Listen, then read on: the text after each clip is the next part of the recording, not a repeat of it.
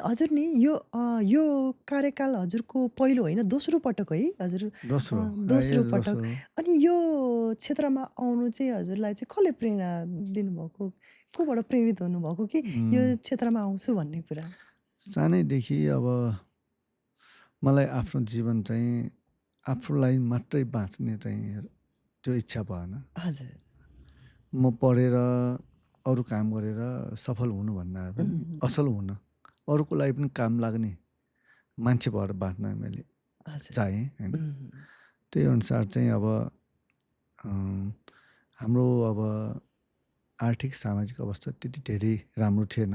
हजुर, अँ, हाम्रो समाज होइन हजुर। बिस्तारै बुझ्दै जाँदाखेरि यदि हामीले प्रयास गऱ्यौँ भने उम्, धेरै नभए पनि थोरै चाहिँ उम्, परिवर्तन गर्न सक्छौँ। मान्छेको प्रयासले, मानवीय प्रयासले जहाँ बसेको छ त्यहाँ चाहिँ हामीले थोरै सकारात्मक प्रभाव पार्न सक्छौँ भन्ने कुरा लाग्यो। उम्, र मान्छे सफल हुनु मात्र ठुलो कुरा होइन, हजुर। असल पनि बन्नुपर्छ भन्ने कुराले उम्, अलि मलाई यस्तो बाटोतिर होइन उम्, लाग्न प्रेरित गर्यो।